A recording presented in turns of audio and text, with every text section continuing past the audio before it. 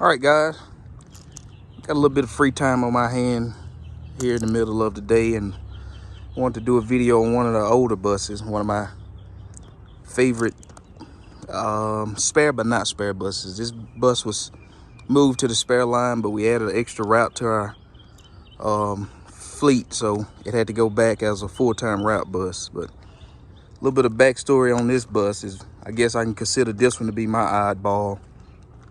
This bus is a 2005, built in 04, fs65 C7 cat, the Allison PTS 2500 series transmission. This bus was actually built for an Alabama school.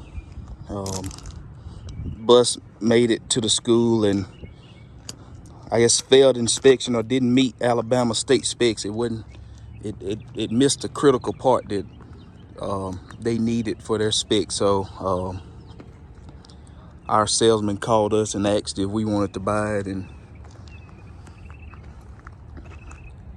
they said yes, and that's how we ended up with this one.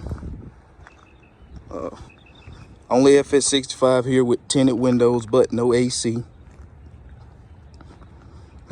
Air suspension. They're deflated now because air pressure is down. It's been converted to all LED lights, except the roof marker lights. But besides roof marker lights, every other light on this unit is LED.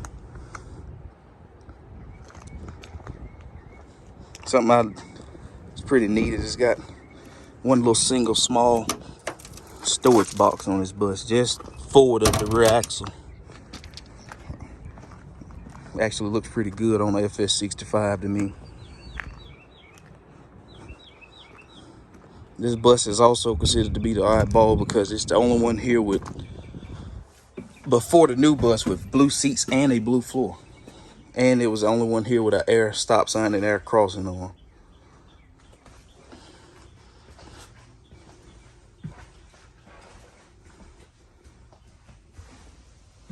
This floor is very, very dirty.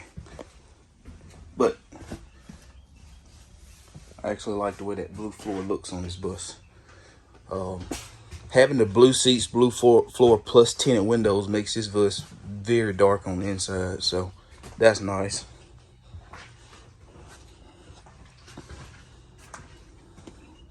You know, fs65, I think this bus has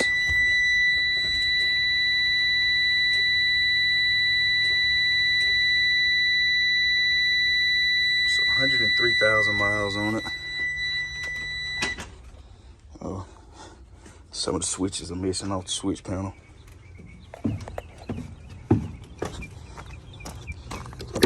Take a look at that. It's got, I did the LED conversion on the headlights.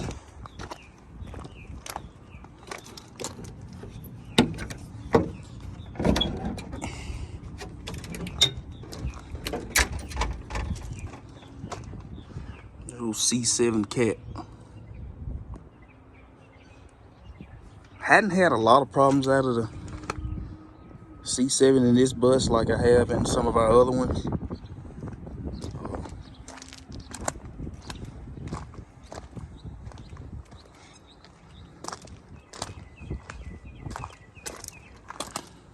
I guess we can do a startup of it.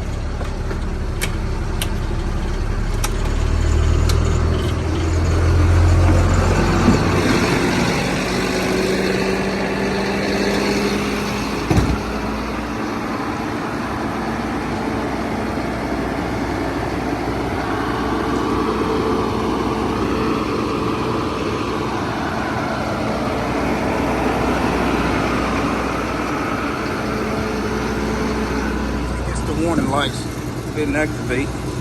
That switch sticks under there sometimes. This thing gets hung under that little air pressure is still building, so that's why the crossing arm is not extending like it should. I did do LED lights on the stop sign, strobing LED lights, that is.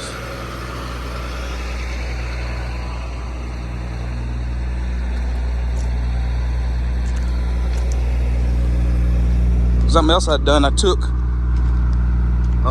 these two are supposed to be in the warning lights. These are lights from an IC for the amber lights, and I took and put them as the turn signals on this bus. I thought it was pretty nice, and from a safety point, they strobe when you put the turn signals on.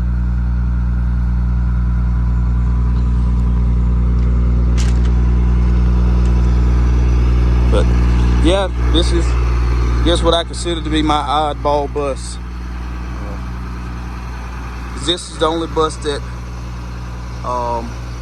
the strobe light is tied into the ignition power instead of a switch power like the rest of them. Also, when you close the door, you don't activate it with a panel mounted switch or a foot mounted, a floor mounted momentary switch. It automatically switches over from red stop to amber lights when you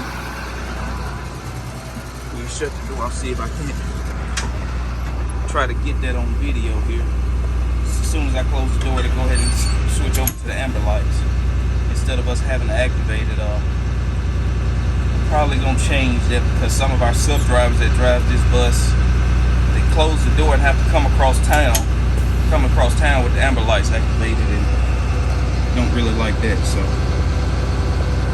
but yeah, 2005 fs65, probably one of my favorite buses to drive here. All right, guys, like and subscribe. Hope you enjoyed, and maybe when I get some more free time, I can come out here and show you my spare line.